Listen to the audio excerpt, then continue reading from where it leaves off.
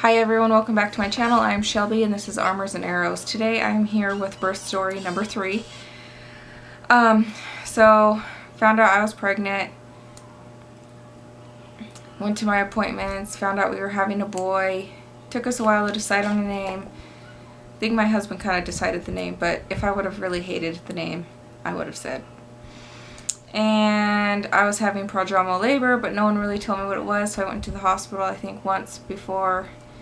And they were like, no, you're not in labor, they're just Braxton Hicks, even though they felt like regular. So then one night I was like having contractions and everything. And oh yeah, so like my grandpa had had a stroke like a month or however long before, and he was in a nursing home and everything. I think he had gotten put in there maybe while I was pregnant or before, I don't remember. But we just knew he didn't have very much longer and he wanted to go home and pass away at home, so that's what they let him do. And I was thinking, okay, come on, little baby, come on, like, come out. And he didn't, and I really wanted to go to my grandpa's funeral desperately. Like, I was thinking in my head, I'm going to find a way to go, I'll make this work. But I didn't, and so then he passed away, I think it was like a Thursday, and then they didn't have his funeral for like another week and a day later. I think it was 7 or 8 days later. And it was really hard and emotional for me that day because I wanted to be there, and like all my family was there, like all my cousins and everything. And so me and my son were here. My husband was working, and my son just wanted to cuddle. I was feeling sleepy, but we just cuddled, watched movies. You know, I would pick something, he'd pick something, and we snuggled and played. And then I got like this super big boost of energy, and I was like, alright, I want pork chops, mashed potatoes, and corn for dinner. And I think I had bread and butter. And that's what I went and I made all of us, was pork chops, mashed potatoes, and corn. And it was so delicious. And I just kept thinking about, like, today's the funeral, and I think the funeral lasted like 2.5 hours. It was a really long funeral. And then my family, you know, went to the cemetery and buried my grandpa, and then they went back to the church and were eating, and I started having contractions like at 9 o'clock at night, and we were trying to put our son to bed, but he kept throwing these humongous fits like, no, I want to sleep with mommy and daddy, I want to sleep with mommy and daddy. Okay, well, let's make you a bed on the floor. No, I want to sleep in your bed. Okay, let's make you a bed on mommy's side of the bed, or on daddy's side, or at the foot of the bed, you know, just on the floor here, like on one of those little kid fold out couch things. Nope, nothing would satisfy him except sleeping in our bed. So I started having contractions, and then I was like timing them and everything, and they were coming pretty, you know, regularly and everything. And then I decided, you know, tonight's not the night to go in. I'm gonna see if I can sleep. So I went to sleep, and I slept hard, so hard, and it was such a good sleep. Me, my son, and my husband, because he ended up sleeping in my son ended up sleeping in our bed because that's where he wanted to be. And so then I woke up at like 5 or 5:30 in the morning, and my husband must have, I don't know, my husband is like, people always complain about their husbands like sleeping through everything, but my husband does not. Sometimes he'll even hear one of the kids before I do. But he heard me, and he's like, are you okay? And I was like, I'm still having contractions, blah blah blah. So I went and sat on the toilet because that's what was comfortable, and I was like, it was like my grandpa told me to go into the hospital because I was gonna have this baby. And yeah, some of you might think that's weird. So I went and told my husband, I was like, I think we should go, this is what happened, blah blah. And even then I was still like hesitant, but I did a little bit of dishes, and we got our son ready to go, and we went up, and they're like, you're at a 3. And it was the same nurse that I had before when I went in once. And I was like, okay, whatever, probably gonna just send me home. I feel stupid for coming in. And then they had shift change right in the middle of it, and the next nurse came in and checked me an hour later, and she's like, "You're at a 4. We're going to admit you." So they did, and so I sent my husband home to feed the dogs, which I had already fed one of the dogs before we left, and he totally didn't even know. And so he fed her again, so she got like double the breakfast, and she didn't even let him know, like, "Hey, I already ate." She just gobbled down her food. Not that she ever would tell you, "Hey, I already ate," because she likes her food. And so he came back to the hospital with my son and my friends. I had called some friends of mine to come get our son, and so they were already there talking to me when my husband got back. And actually, while he was gone, like shortly after my friends got there, they came and placed an IV, even though I didn't want it, and they finally took me to my room. But they gave me a C-section room, like I was gonna have a C-section, because they thought I was high risk. I don't know if it was because I was blind or whatever.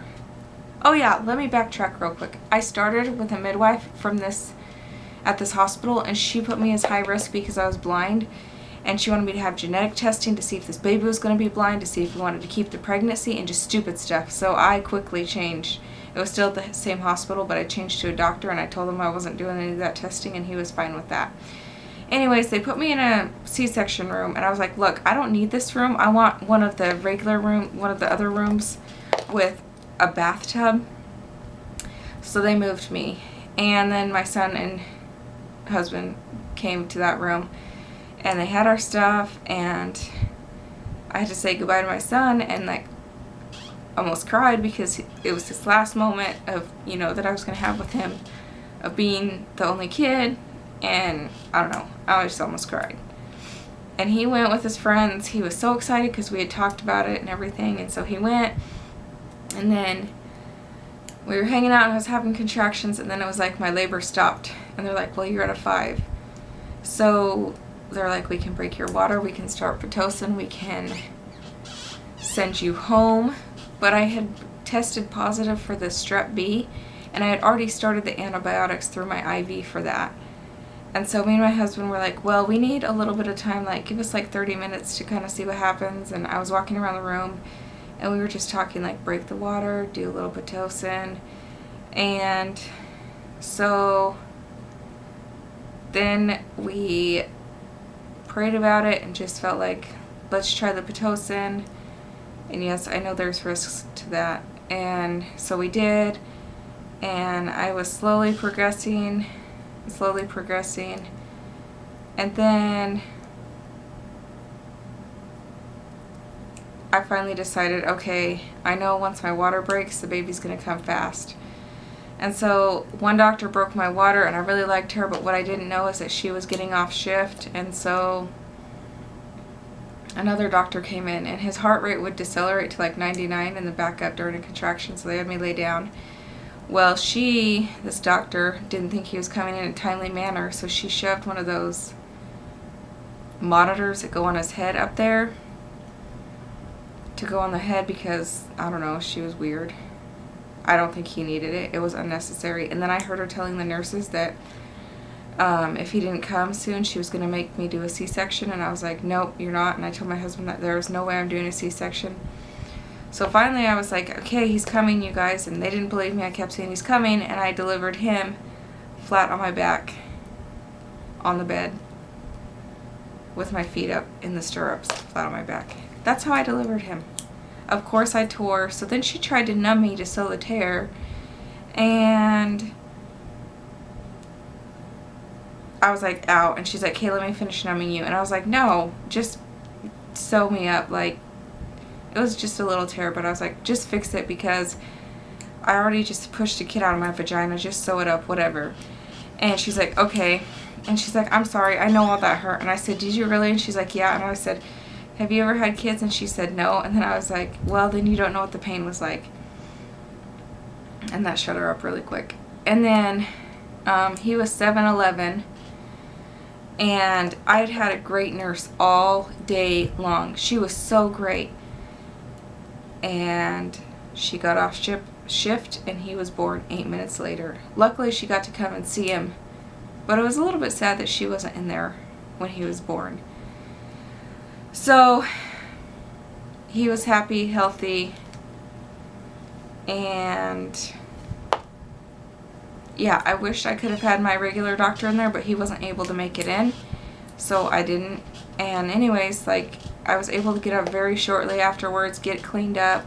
They told me they didn't want me to take a shower because something about the heat would, like, do something to my blood cells. I don't remember exactly what, but it was something I never heard, and I was like, oh, okay, I don't want to do that then. So I don't know, I can't even remember what it was,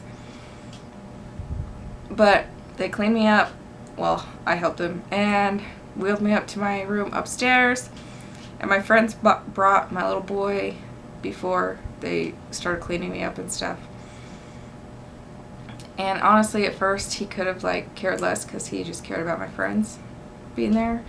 But then he started caring about his little brother, and one of the nurses came in to check the baby, and he got up and he yelled, "Hey, what are you doing to my brother?" And we all laughed and had to tell him to back off because I think he was about ready to backhand the nurse. And so we got to go home like 36 hours later because he was born later in the evening, and they don't discharge then, unfortunately. At least that's what they told me. And so I was just frustrated with that doctor that I had. So anyways, that is birth story number 2. Or number 3, I hope I said number 3 at the beginning of the video. If you are new here, thank you for watching, and please like, share, subscribe, comment down below, and I'll see you in my next video. Thanks for watching.